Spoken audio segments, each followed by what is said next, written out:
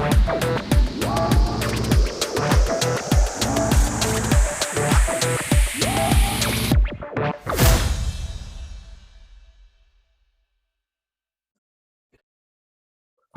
and welcome to another edition of the Time for Impact podcast. And as regular listeners will know, every episode we try to bring you people who are innovating, creating new solutions, rethinking volunteering, and maybe even disrupting volunteering a little bit along the way.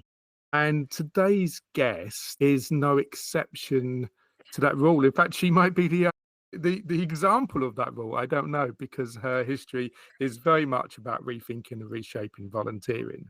So let's do introductions. So first of all, my name's Chris Wade. I'm your host of Time for Impact podcast, and my co-host is also here, Matt Cobble. Hi, Matt. How are you today? Hi, Chris. I am good, thank you. I'm very excited for our guest this evening and to hear about disruption in volunteering. What a great time to be talking about it. Yeah. Listening away is our guest, Catherine Johnston. Well, I think we first worked together. I was trying to work it out early on. I think it was probably about 14, 15 years ago on the board of Volunteer in England. It certainly was, Chris. We have a long history. Yeah, and you was in the days when you was driving and changing things at Samaritans. But since then, well, I'll let you do the introductions in a little bit about yourself. But just for listeners, just very briefly, Catherine is the disruptor and the driver, at least in part, behind some of the big initiatives in the sector that you've heard about, things like Shaping the Future, Big Help Out, to name but a few, and chief exec of the Royal Voluntary Service. But her latest bit of disruption, I guess, is, I don't think it's got a name yet, unless you're going to tell us, Catherine, but a new volunteering platform across the sector, funded by the People's Postcode Lottery and been developed by RVS. So we thought, well, innovation, disruption, creativity, rethinking volunteering, it ticks all those boxes. I know people have some opinions on it one way or the other, but we thought we ought to have conversation and explore what the potentials and I suppose the pitfalls of the system may be. But before we get to the system, and the platform, I should call it, shouldn't I? Catherine, do you want to tell us a little bit more about yourself and a bit about RVS? Well, I'm sure a lot of people do know, although we do have quite an international listenership as well. So not everybody will know the RVS. Yeah. Okay. So thanks ever so much, Chris, Matt, for inviting me on. I think I'm probably the least interesting bit of the conversation. Long history in the NHS. So originally, this is my 13th chief exec role. I've held roles with government, with Samaritans chief exec role. And I've chaired Director of Social Change. I've been a chief exec of a volunteer bureau, a community action, a CVS. I was the chief exec of the regional infrastructure body when we all decided that government was going to regionalise. So that was Regional Action and Involvement South East. I've been the chief exec of Capacity Builders, where we had lots of money to give away. Never have I had so many friends. So I've been around the sector quite a long while, which at one level sounds a bit boring, but actually what I have always loved right from my childhood is volunteering. My mum was the volunteer bureau manager for the Citizens Advice Bureau in London. And from the age of 14 upwards, because I was a naughty schoolgirl, I used to have to go and do my homework in the waiting room after school. And therefore, a long time ago now, because I turned 60 last year, 61 this year, women experiencing domestic violence, people who didn't have anywhere to sleep, people who had got themselves into debt, people living below poverty. So even then, and the sadness, I suppose, is that actually, if I went back to that waiting room now, 60 years later, not a lot has changed, sadly. We still have an awful lot of people living in our communities for whom life is not easy. And volunteering, I have found, has always been a way of powering change.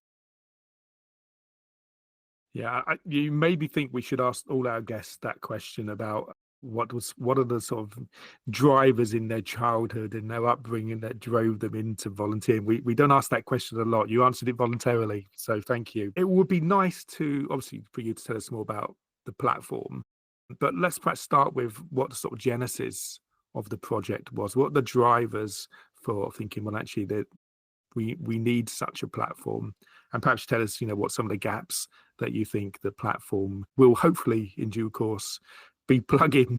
Okay, so this has been a really long birth. So if you'd asked me 18 months ago, would RVS be building a platform for the sector? I would have said no. I mean, it wasn't what we were planning to do. So that's the first thing. I guess Royal Voluntary Service, been around for nearly 90 years. Our raison d'etre, which is why I went to be the chief exec, is that we basically mobilise volunteers for us and others.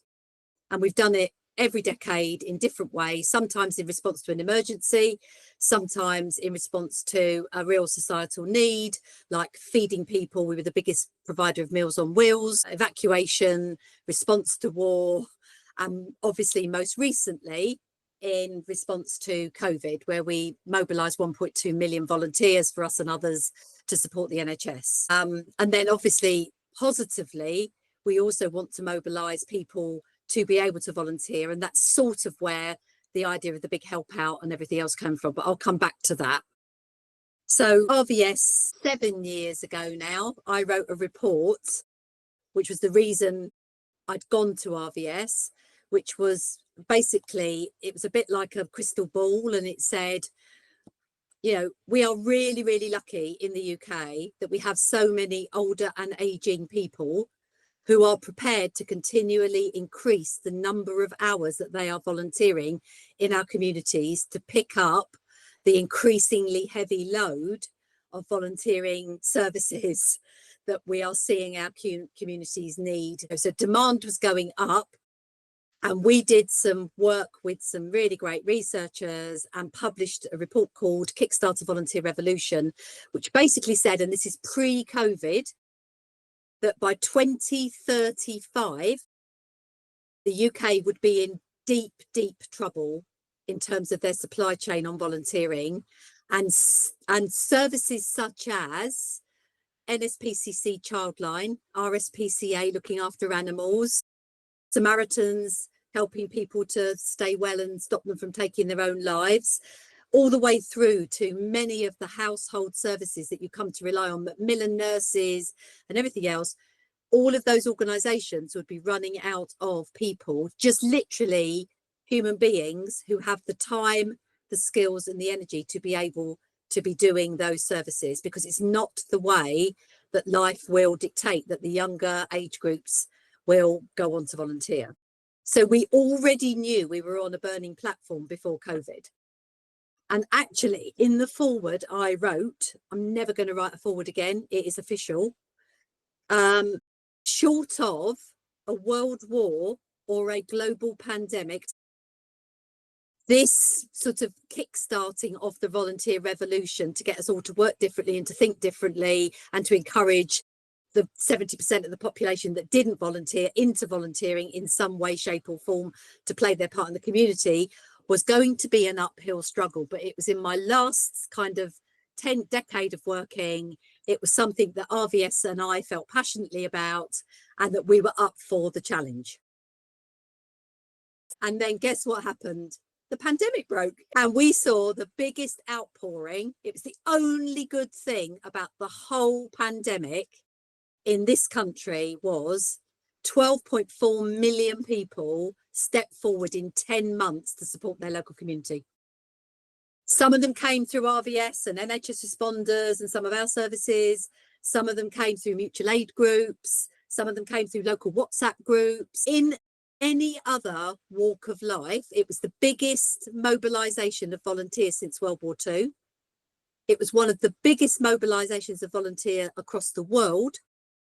So what it did was it showed us as the UK that actually there are plenty of people in community who do want to volunteer, but the way in which we help people to find their way into giving their time, their skills, their expertise in their community is full of friction, either because we don't count it, we're not interested in it, we make it too difficult, and we'll come on to that when we talk about the platform. So that was the first thing. And then Matt Hyde and I, sort of stupidly, I think at the time, because we'd seen this sort of outpouring, we wanted to test whether or not what the sort of the infrastructure bodies had started to say in the UK, which was basically it was just for the pandemic. People had time on their hands, they were furloughed, they're not really interested, back to pre-pandemic ways of working. So Matt and I said, well, look, why don't we disrupt a bit? And this was the subject of many national articles, television campaigns, lots of local arguments and discussion and debates. But actually, we got it through. And basically, in the first year, millions of people who don't normally volunteer, but had volunteered during COVID, came out into their community to look at more traditional volunteering. Because there was a destination, there was a platform, it was rudimentary, but it worked enough. For various reasons, we were then offered to do it a second year, largely because it was pre-election and people just wanted to keep that conversation going. So Matt and I said yes with others. And this is all the big help out. And that was all the big help out. So that's where the big help out came. So the big help out came from the fact that actually there are millions of people in the 70% of the UK adult population that don't volunteer who do. But actually, there are barriers. Or who would want to, at least. Want to, if they were given the right support, the nudging, the engagement. 8 out of 10 volunteers come through word of mouth. That is a big issue in the UK, because all it has done over decades is to perpetuate the white middle class access to means. Because if you bring a volunteer, a friend to work in your volunteering space, they are almost by nature going to look and feel like you. And obviously there have been loads of examples of where people have tried to change this, and really great work done on cultural shifts and everything else. But if people can't find an opportunity that lights their fire, makes their heart sing or whatever, it's not doable, because the barriers to 9 DBS checks and 43 ID checks, 6 months worth of training, basically to go and deliver a leaflet to somebody in a street where there's 400 other people. If we just carry on behaving like that, it's never ever gonna change. So what then happened, which was fascinating, and we didn't expect it to, was that NCVO stood up and said, we recognise off the back of the big help out year 2, going into year 2, and then whatever happens next, is that Scotland have a platform, Ireland have a platform, Wales have a platform, but England don't. So NCVO is going to build one. So RVS were jumping from the rooftops. We were like, yes, because what we can then do is we can work with the VCS infrastructure, the existing infrastructure, and we can work differently in the nations, but at least there's a level playing field. So if we want to do, micro volunteering or whatever, flexible volunteering, we can support each of the platforms to develop that in a way that works in country for them and for their residents and the people that are interested. Then after 15 months of deliberations, NCVO then decided not to. That triggered People's Postcode Lottery. I told you it was a long story. To come to RVS and say, we want to do in our 10-year anniversary a celebration of volunteering. And we have done lots of work and looked globally and across the UK. And we would like RVS to build a platform that is available to the whole of the UK eventually, not in Ireland at the moment, that we would like it to be frictionless and to remove a lot of the friction. We'd like you to work with other key players, but actually the focus is on the players of the People's Postcode Lottery. So the players who are saying, we play and as a result we give to good causes, but my goodness, is it difficult to get into volunteering? We might like to have a go, but we don't know where to go. We kept waiting, all the things that we know, and they were exacerbated. I'm in no way blaming VCS infrastructure that has been underfunded and messed around with for decades. So this isn't a criticism. But we know there's a correlation between people who give time and give money as well. So there's an obvious link there. Yeah. So my board then had to discuss what this would look and feel like for RVS, because basically what PPL have done is they have gifted the charity sector the platform. And RVS are the custodians and the developers of that platform. And the reason they have given it to us is because when you look across the sector, we are one of the only national organisations who has volunteering and mobilisation of volunteering as our core proposition. So we could do what they wanted, but we had to accept that once the initial investment of £5 million was done and the platform was launched, that RVS would work to raise the revenue for the ongoing management development and ongoing, quite serious development of it. Yeah. Because we can't have tech companies keep building these things and then selling them. We can't have government setting them up and then closing them, NCS, CEV inspired.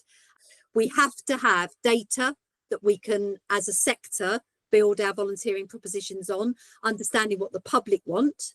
We also have to have choice, and what we also need to do is to level up the opportunity for small and medium-sized charities to be able to find volunteers in the same way as some of the bigger charities can, because they've got big brands and big machinery that sits behind it, whereas smaller charities haven't. And that was writ large from the big help out. So, but we felt that it is our raison d'etre to actually help others to mobilise volunteers. And the UK is an all-time low on trust and connectedness, see Edelman's Trust Barometer. And we're all in trouble as a result of that, see riots last year. The only cut through that we in civic society can have that is uniformly beneficial is to connect people together in local communities. And if they can do something productive together, it builds connection, it builds trust, and ultimately it supports the civil society to be the thing that we need it to be, in order to build our gross domestic product back, our prosperity, to level up, to reduce poverty. So that is how it ended up coming to us. So it really isn't the Catherine Johnstone show. I'm just the face of it. But you have to have ambition.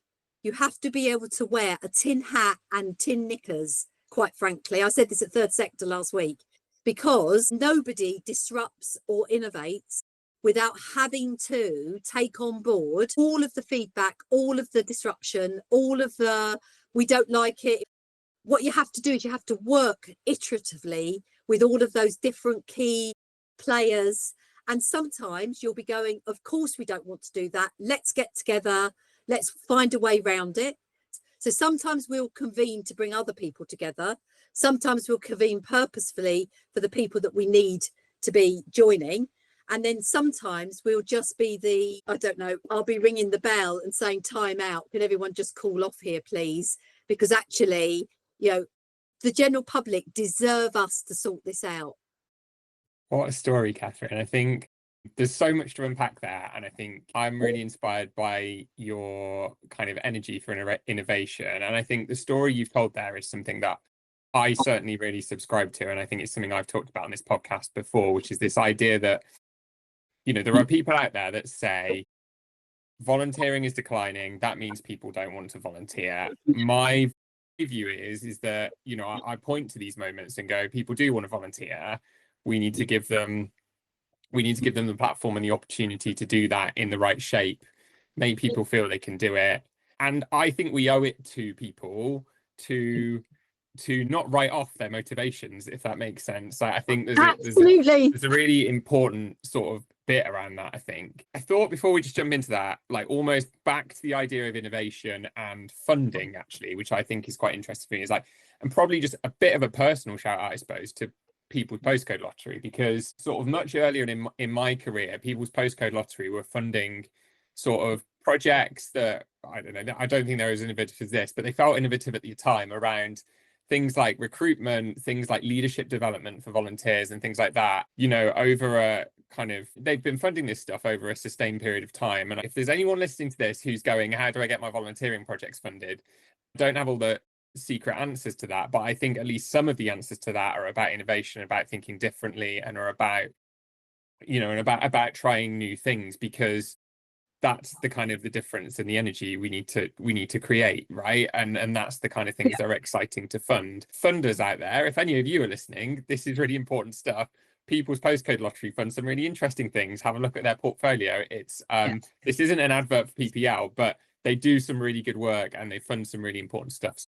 So that's a really interesting shout out, because actually, if you go to big fundraising conventions and everything else, in the UK, again, what we've done is we've narrowed the scope. We've said a volunteer equals somebody who is helping the funder to get the end result for the beneficiary. So the volunteer is not the beneficiary in and of their own right.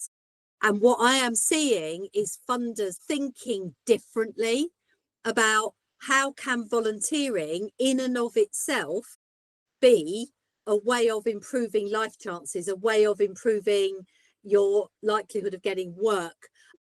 So would you say part of this project at the moment then is as much about trying to change the conversation about volunteering to maybe help wider society recognize the dual benefit of volunteering more, if I would want to frame it like that? If that's our purpose, more people volunteer and reap the benefits of that. Our platform to do that is about, is a digital tool and other things, I presume, that make it really easy for people to access that dual benefit, because volunteering is good for everyone. There is a sort of a win-win-win here, sort of thing. Spot on, Matt, spot on. And so what we haven't talked about, we'll talk a bit about the platform in a minute, but actually sitting alongside the platform as a result of us working with People's Postcode Lottery and their investment comes a very large ITV partnership and a very large media, all channels, including influencers, set of partnerships. And actually leading up to the launch and up to January next year, when hopefully the big help out will then pick up the drumbeat around volunteering again, we will be having a conversation on a daily basis on national television. So I've got the figures here, I pulled them out, and helpfully, so with ITV, we will be reaching 15.4 million house persons per week to talk about what this is. And it won't just be about the platform. It's not really about the platform. The platform is the tool that will enable them to take the first step and then hopefully get a really great experience. And the way in which we've constructed it, it's like to help people to come in on their terms. And I'll come back to that. 9.7 million people daily will get some form of media pulse from different channels, Daily Mail, Global Radio, because what we've done is we have gathered around this, like we did with the big help outs, lots and lots of royal household, because we want to have another big national conversation about everyone being able to step forward. There's a story here, isn't there, which is we're better together to tell as a sector, which is about the benefit of volunteering, right? Like if we're all telling our own individual stories, whether they're organizational context, whether they're local in context, whether they're sector in context, actually, it feels to me like there's a purpose here which transcends that, which is about why volunteering is good for you and is good for everyone, and making sure everyone knows more about that. Like that feels like that's a real kind of, we've all got a stake to play in that. Lots of us, whether you're a volunteer, whether you're someone working in volunteering, whether you're someone that leads volunteers, most people in my experience are in that because they believe in this and they've got some experience with it and they've felt that benefit in some aspect of their lives, because that's the currency we operate in, right, in this kind of world.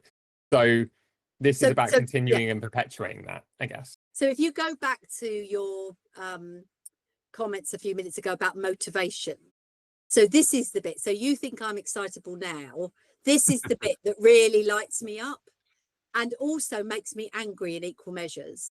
So if you look at all of the data globally, people under the age of 35 have got much higher giving propensity, both in terms of money and time, than any of the other age groups.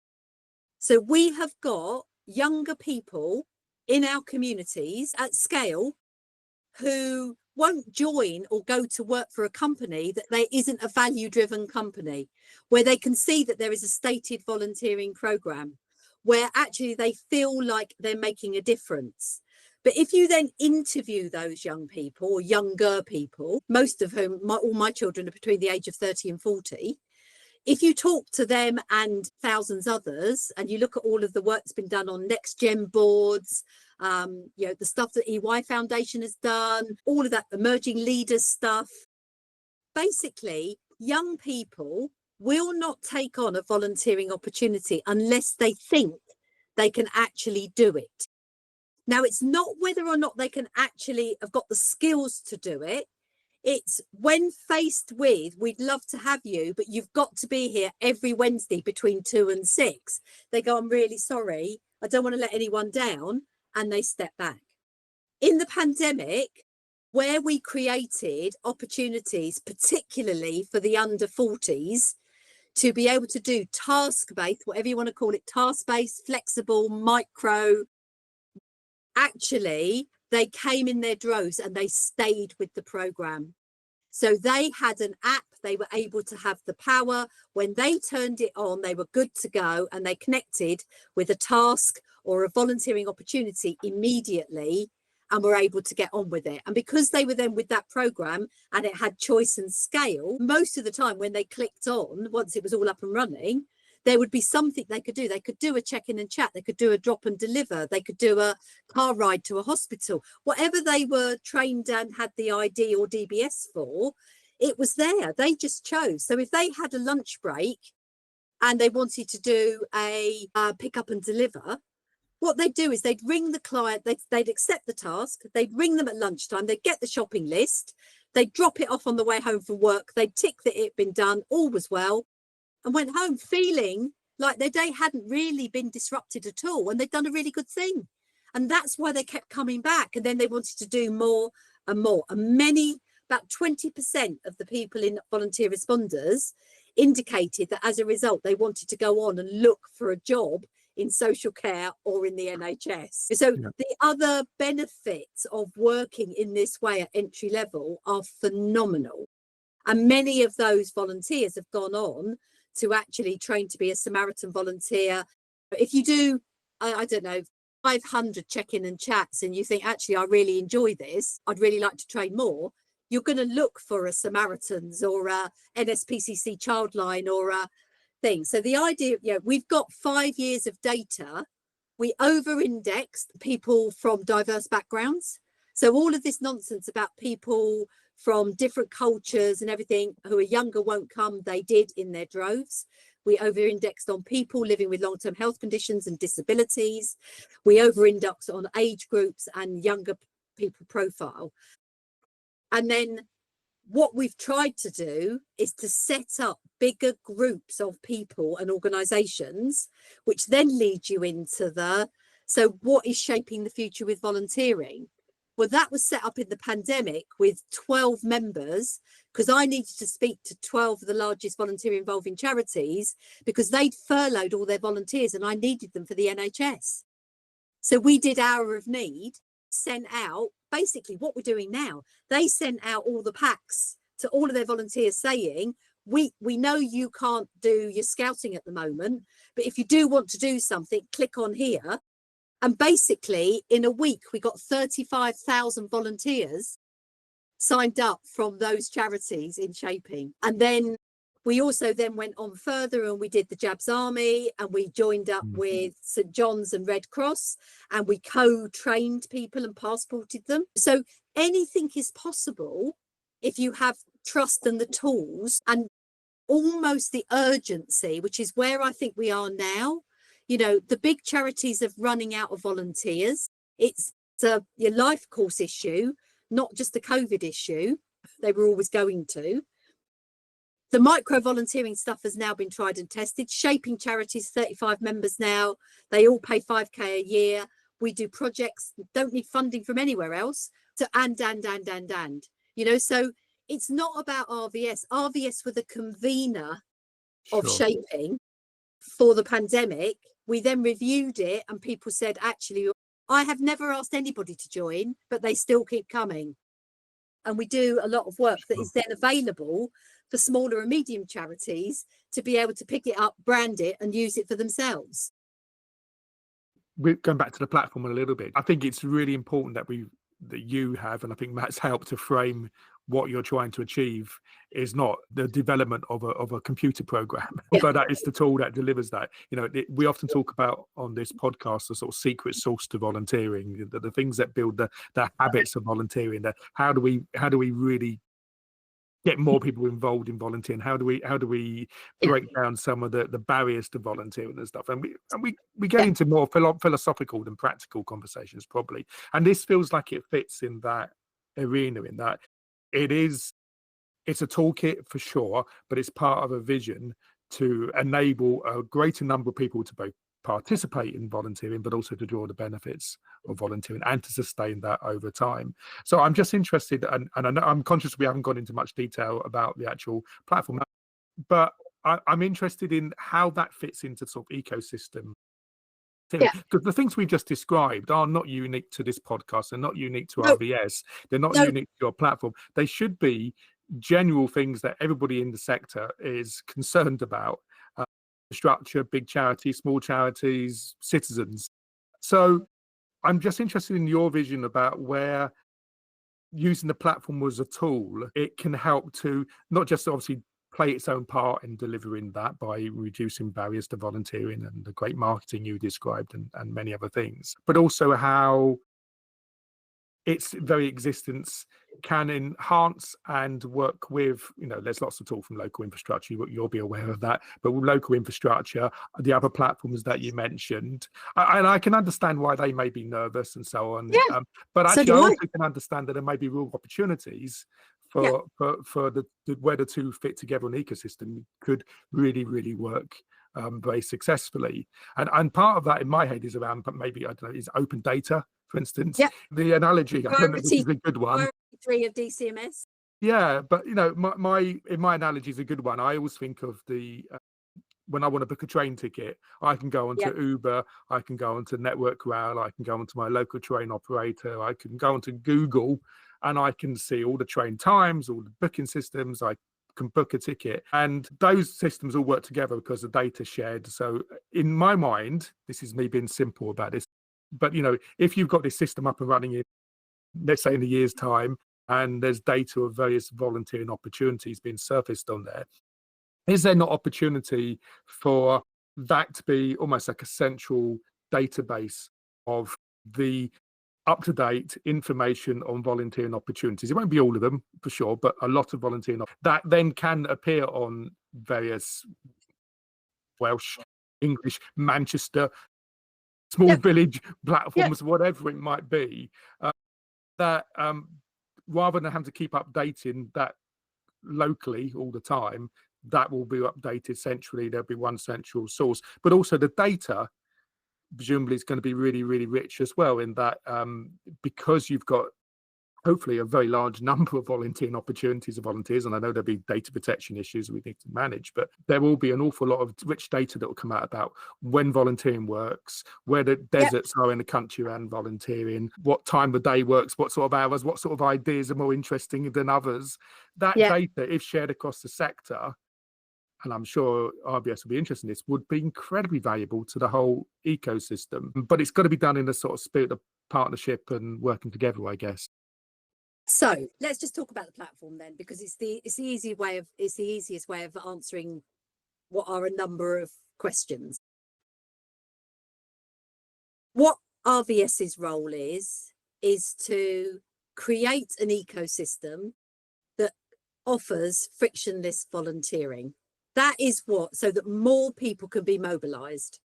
Now, our platform is one part of building something that will be state of the art. It'll have AI, it's had the investment, it's going to be here for a long time. We're investing in the future, but it'll be one part of creating the opportunity for somebody to choose a frictionless route. Now, there are many other, I think 50 plus other platforms of some way, shape. Some are specific to trusteeships or specific to younger people or whatever, but there are a lot of platforms, which is not part of a problem if actually people can find their way to the thing that they're looking for. And one of the biggest issues that we have surfaced both in the big help out and subsequently with all the research is that most people under the age of 40 identify with a cause, not a brand. Virtually all of the other platforms are about brands, not about causes, and they're not organised in a way that helps people to search. So there's 4 ways you can search. I've seen something on the telly, I want to do that thing, click on here, do my ID check, I'm in and handed over to that organisation that I wanted to do the volunteering for. Really easy. I want to do something in my local community. So you'll be able to search by postcode. There will be maps. It'll go right down to the very local postcodes. You will be able to zoom in, you will be able to zoom out. And actually, because the platform is organised around causes and not brands, in each section, you will have a mixture of tiny, like 2-man band charities, right the way up to a Red Cross or a St John's ambulance. And you will be able to choose based upon the type of volunteering opportunity it is and what you're interested in that cause section. So if it was health, you might have an RVS offer doing a trolley. You might have a Red Cross home from hospital, but you might have a local car scheme that's looking for 2 new volunteer drivers in Bracknell. Yeah, so this is a way, again, of levelling up and giving people choice, not just in terms of where, but what's the size and the scale of the organisation? Where is it in relation to where you are? And obviously that will also be underpinned by many volunteering opportunities that can be done remotely. So it's different in that people will be able to come in and search in a different way. If you don't know what you want, there will be little AI tools on there to be able to help you to work out what are the things you like, how much time have you got, so all of that will be built in over the iterations in the first 6 months of go live. But at the moment, what we're focusing on is helping charities to be able to present their volunteering opportunities at scale or very small by them. So on the platform, they will be uploading and downloading as many times as they want. It'll be branded. Every opportunity will be branded as them. They can put videos on. They can have banners underneath. They can spotlight. They can do 10 volunteering opportunities 1 week and none for a year. They can put them up and take them down as soon as they're filled. They can have them on there as ongoing. So basically, all of this about needing administrators, we will have a big support team, but basically we've built it so that any small organisation can basically either come on through an Excel spreadsheet, they can come on through an API, they can come on through an existing volunteer management system. The choice is we're building the tech so that everybody can connect in a way. So hold that thought. In the sort of 6 months after we go live, but in the first year's roadmap, we've built in the back end a lot of AI capability. And that AI capability will be able to go on and say, ID checked volunteer Y. You went to the young people section 6 times last week and you perused, but it looks like you didn't find anything. Can we help you? Just in the same way as when you say, I want to go to Spain, I don't know where, Vargo will serve you up different options. That then opens up an opportunity for the charities to actually curate different types of opportunities as we evolve the platform that could become more sophisticated and more responsive to things as they emerge. We are talking to all of the volunteer management systems, all of the other platform providers, the main ones, Benevity, Enably, Do It, all the ones that are the mainstay at the moment, and saying to them, we want to work with you. And actually, we're building the platform now. So we have an opportunity over the next 6 months, either from launch, that actually we could work together to create, as you say, Matt, the opportunity for people to come into a space. And then if you are in a, I don't know, if you're working for Microsoft, who use Neighbourly, and they're ramping up their volunteering program, we don't want to disrupt that volunteering program that Neighbourly have got. Why would we want to do that? What we'd want them to do is to be able to look on the Neighbourly platform, and if there's nothing on there for them to be passed through to our platform, or vice versa. You know, so what we want to do is create a way that people can pick and choose. For sort of subject matters like trusteeship, that's a very live issue, as you've probably seen on social media. So we have a number of organisations, very well established organisations in the UK, whose role it is to recruit trustees. Now, we don't want to disrupt that, but we can't create 533 different connections to all the different platforms that exist, because part of the problem is if you build in complexity, you're just adding in friction. So we've called a meeting with all the main trustee providers of recruitment and said, could we have a much bigger conversation and do some work together over the next 3 months that says what is it we're all trying to achieve here, and where are the opportunities to collaborate and the sticking points? And all the trustee providers agree. We will say to all of the charities posting their volunteering opportunities that for the first 3 to 6 months, we don't want you to put trustee roles up while we work out with all of the other trustee role provider organisations what that might look like in a frictionless way if we all work together.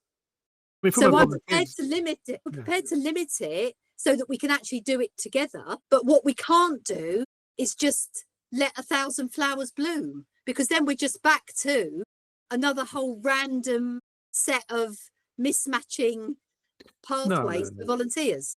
I think you have the opportunity, don't you? Sort of the owner of presumably an awfully large data set. It's not for you to be devising APIs so that will talk to countless different systems, but actually if your data's in a very sort of open and simple format, it's there for then to build the APIs to be able to draw your data. Because from a volunteering perspective, if I'm a volunteer, I mean, hopefully I'm going on your system and that's all fine, but I might go to another platform. I'd be disappointed if some of the opportunities are on there and some of the opportunities is on the RVS system. I'd want the relevant stuff clearly to be appearing locally as well. So I think, and that will take time, Chris. It will take time to evolve. Of course. But actually, the other thing to put in the mix then, and we haven't talked about either government or business. So we've been working, as you know, with Anthropy, biggest collection of UK businesses in the UK. It's now had its first 3 years. It's been very successful, and we launched the volunteering marketplace at Anthropy in March. And that is a collection of services, because basically 64% of UK businesses have a stated volunteering programme. And of the 50% of the remainder that don't, 50% of them have said they are setting one up in the next 12 months. Yeah. If you then look at all of the research, last year, 140 million hours of allocated volunteering time in those 64% of UK businesses was allocated and not used, which is 32.5 billion pounds worth of productivity to the businesses. Just think about, we did a film with the charities about what difference would that make to food poverty, what difference would it make to homelessness.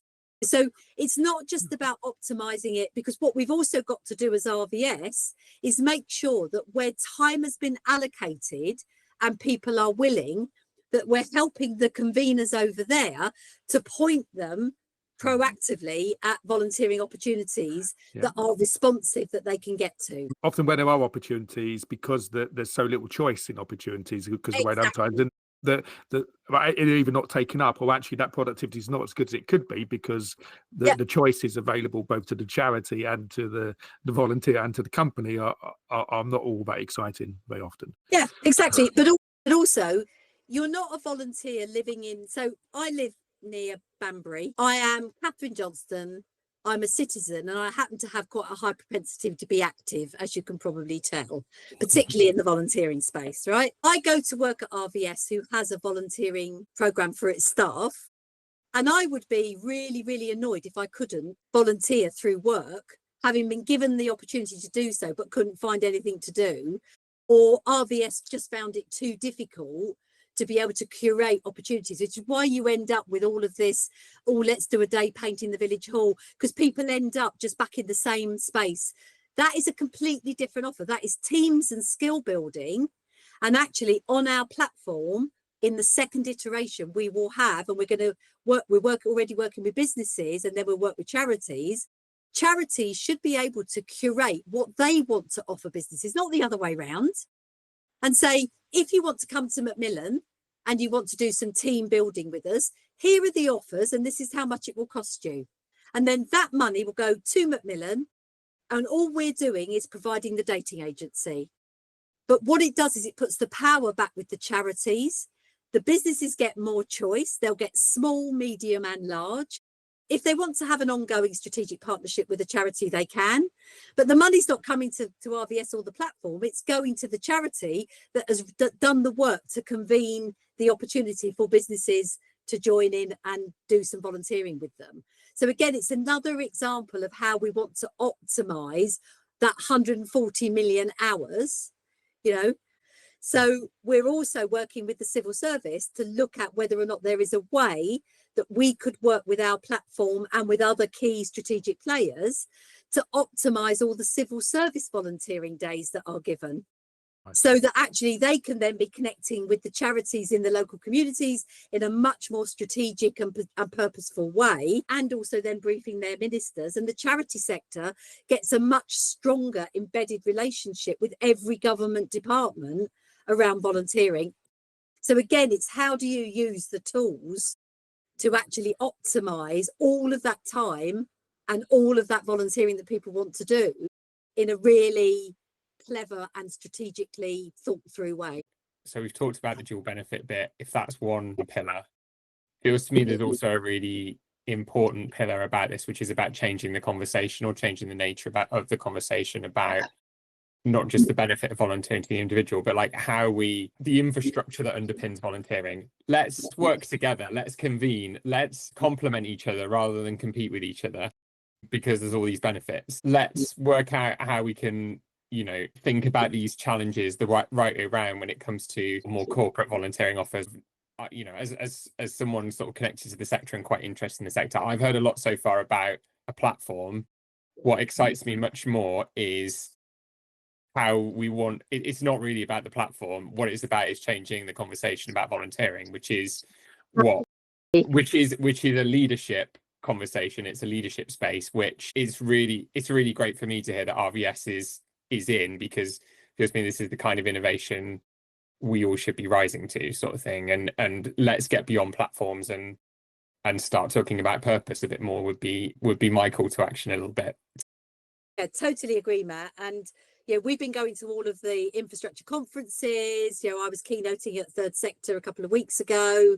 Yeah, with Sarah from Mind, she was the other person keynoting. So we bookended it, and it was really powerful because Sarah, you know, stood up and she did a love letter to the sector, and you've probably seen this on social media.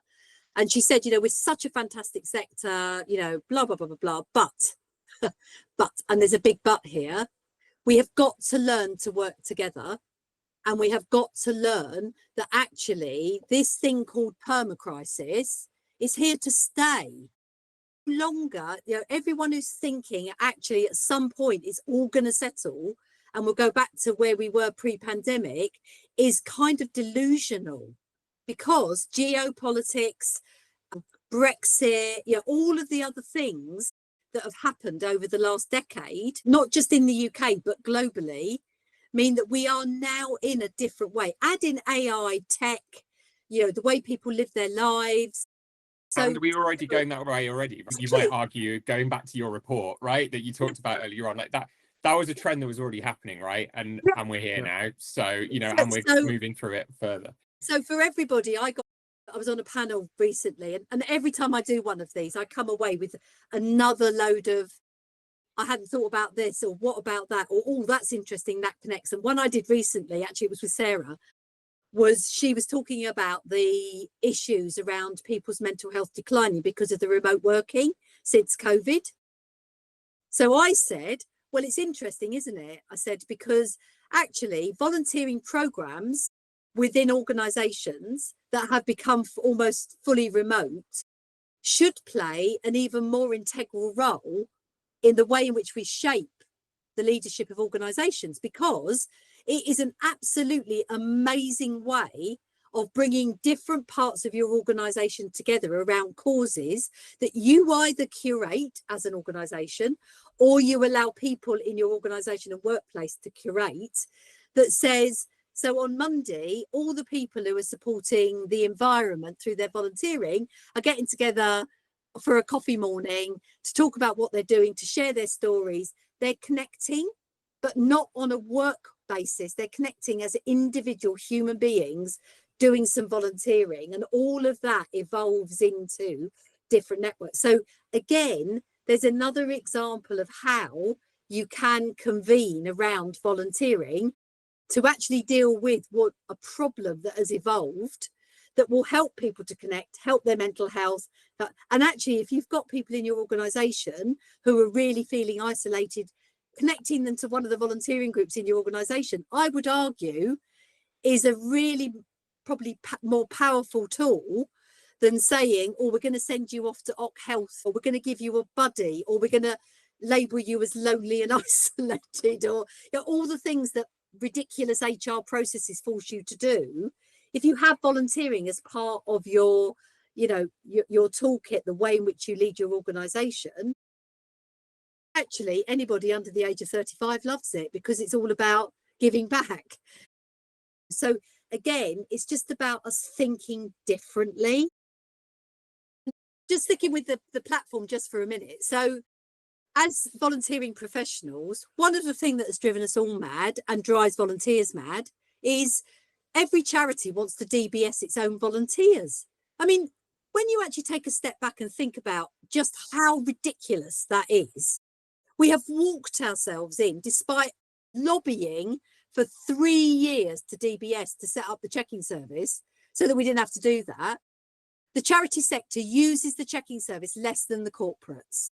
So what does that mean for a volunteer? If you want to be particularly active and have choice across different causes, you end up with 3, 4, 5, 6. What does that do? It slows down the DBS service for first-time DBS checking or PVG checking, which means they're delayed in getting into their volunteering. It's the same DBS, it's the same PVG that you are issuing to the same volunteer. You just use the checking service, and our platform will drive that change, because we will in the end say, unless you're prepared to accept the ID check and the DBS, which we're doing free of charge for the volunteer, you know, lowers your overheads, charities.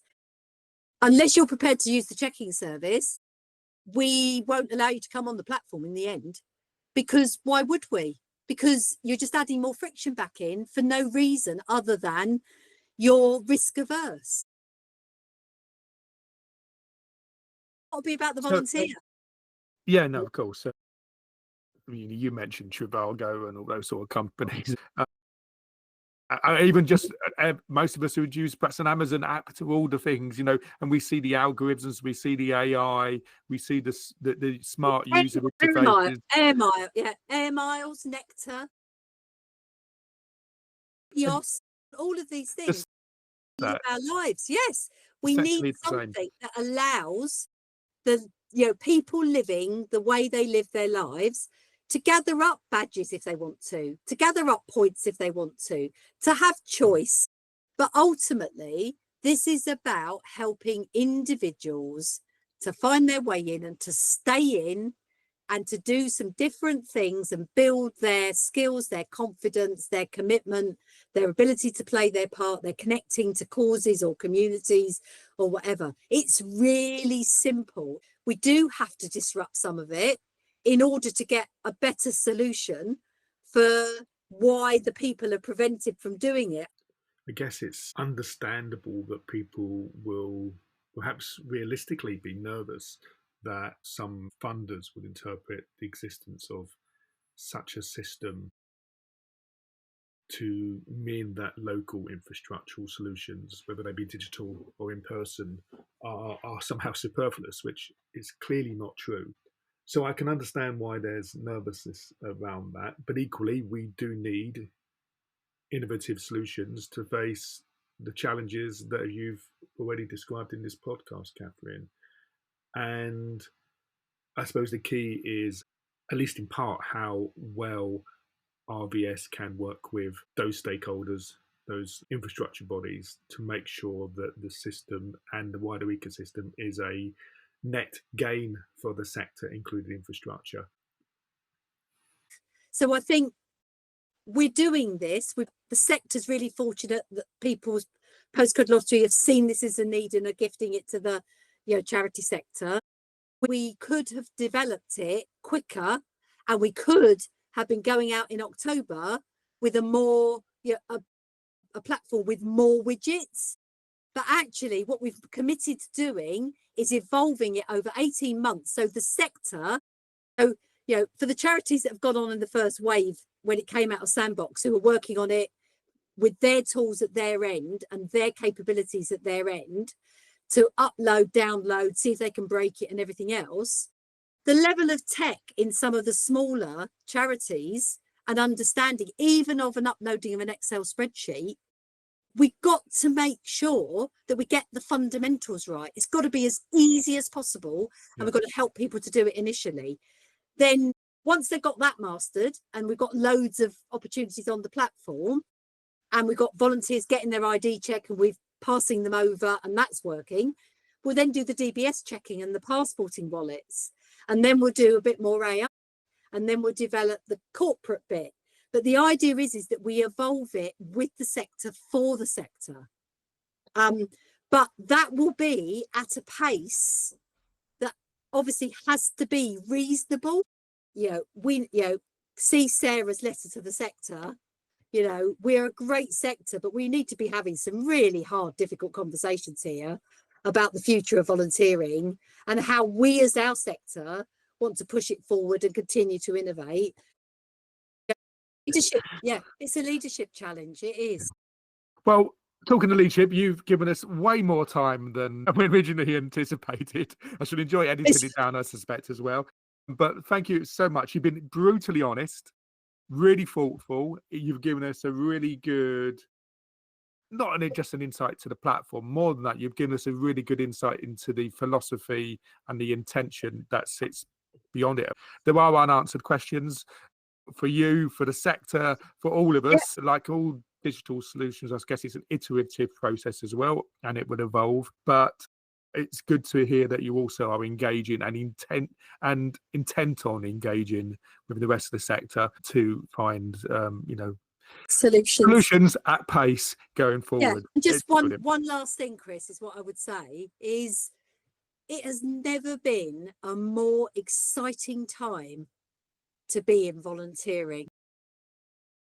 There is so much potential to help 70% of the adult population to step forward to volunteer in a way that they've never been able to before. That's 70 million more people volunteering and all of the benefits that comes for them and everything else. So even if my platform has a really good first year and we get 1 million more volunteers, which is the target, that will still only lift the dial from 28% of the adult population that volunteered in 23-24 to circa 40% perhaps in 25-26. There is so much space here to be innovating and coming up with new things. Gradle Institute at Oxford University are doing a Futures About the Charity thing. Pro Bono Economics are looking at how we capture data on the economic impact. The Bank of England are doing stuff again. I mean, it is such an opportunity for the charity sector to absolutely be at the forefront of rebuilding our civic core and our civic society and the fabric. I can't imagine why anybody wouldn't want to be doing this at the moment. It's just an amazing opportunity. That sounds like a perfect note to end on. Thank you for joining us, Catherine. Debaters come and join us. Yeah. And I'm sure the debate will run on. It will. It's what makes it interesting, Chris. So, Matt, that was a whirlwind of information and thoughts from Catherine. Really rich insights and a lot of detail too. What were your main takeaways? Well, it was really interesting to be involved in a conversation with Catherine again. The last time I heard Catherine speak was about, I guess, the challenges of change, right? And it feels like this is a really interesting initiative, which at its heart is about change and innovation.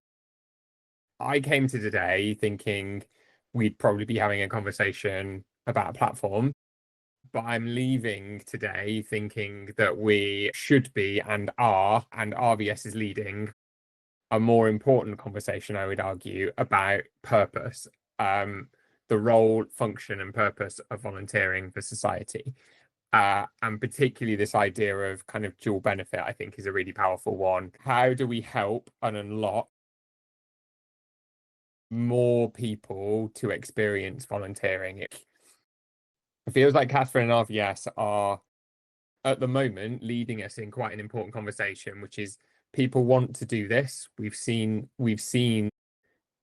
on multiple different occasions, we've got the evidence to support it, that there is latent demand and desire for people to volunteer, which I said earlier, this is definitely something I subscribe to.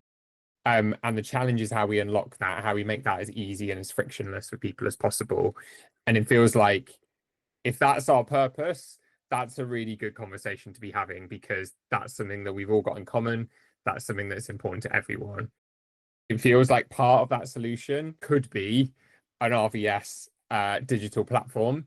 But it's clear to me also that Catherine really understands that a platform like this exists as an ecosystem of different ways of people accessing volunteering. You know, in the same way, if we want a rich, diverse volunteer population in the UK, we need to have a rich, diverse ecosystem of ways to access that volunteering. That's how you make things more frictionless. That's how you try and serve up volunteering to people in a way that they want and need it to be served up to them.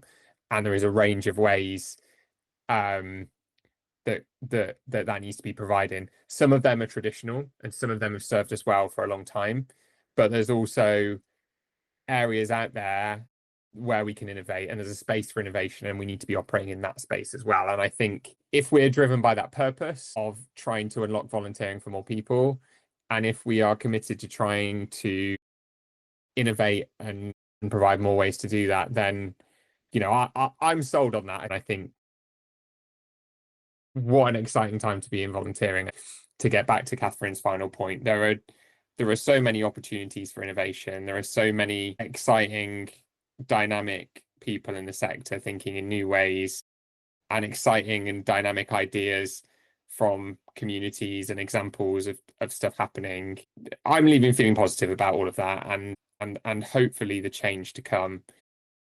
Key thing to me, I think, which I believe in as well, is, you know, we can't just keep doing what we've always done and we're always doing and expecting to get what we need, perhaps, or what we want.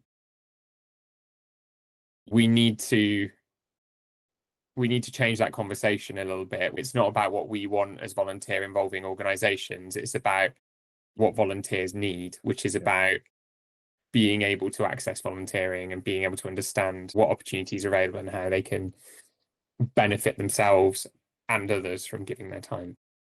Well, we introduced Catherine at the beginning as a disruptor, as is what we like on this podcast, and she is a disruptor, and I use that term in a positive way. I think we need disruptors in this sector, because for the things that Catherine described, the challenges that we face and the opportunities that we face mean we need to shape up how we do things and look at things and trial things in different ways. So I applaud her for that. I was taken, like you was, with the bigger picture, thinking that this is about enabling much larger numbers of people to volunteer, but also much more greater diversity of people to get involved in volunteering. And I can see how the solutions that she's coming up with will play a part in that.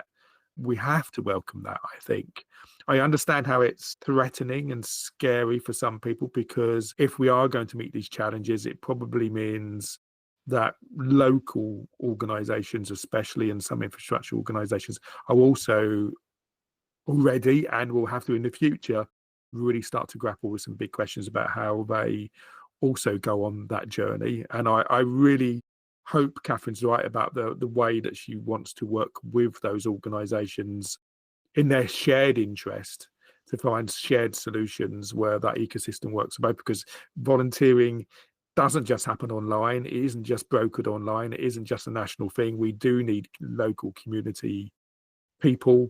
We do need local community tools to drive volunteering forward. We need local people to be able to talk to local people to make volunteering happen. Those things are important. And I think it's really important that as a sector, we ensure that the funding continues to flow into those organisations, wherever it comes from, because I think it would be a much poorer place without them. But I don't think the two are mutually exclusive. And I absolutely see a value in the kind of platform that Catherine's talking about, that the funding, which is fairly considerable, will bring. Some will argue that could have been spent on other things, and of course it could. We could always make that argument, but actually that's a reasonably significant investment in volunteering infrastructure, in a cause and a movement that we all believe in, and I think we should embrace that and work together to bring about a vision of much greater involvement in volunteering. So, as with every innovation project that comes on this show, I applaud it, I embrace it, and I think we need to get behind it, and where it succeeds, celebrate it. The bits that don't work, learn from it, and keep driving forward as a sector. I think that's my reflections. Thanks, Chris. No, that's great. Well, that's it for Lively. another episode. Brilliant. Good to talk to you, Matt, as always. I hope listeners have found that as inspiring, as thought-provoking, and I hope they share that learning and that thinking with their colleagues. If you have enjoyed this, like any other podcast in this series, first of all, please let us know. We'd like to hear from you. On our show notes, you could even buy us a cup of coffee. I don't know if you knew that, Matt.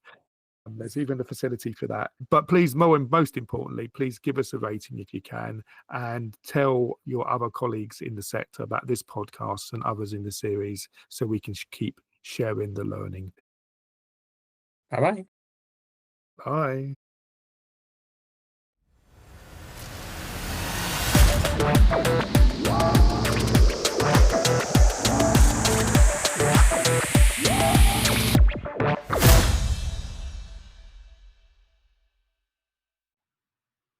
Hi everybody, Chris Wade here again. Just a quick note to say that in November of this year, 2025, I'm really proud, Matt and I, that we're doing a live edition of the Time for Impact podcast from the Heritage Volunteering Group's annual conference. As always, we want to make sure that at that event we're sharing some really innovative stories and learning from our guests across the sector. So this is just a call out to listeners.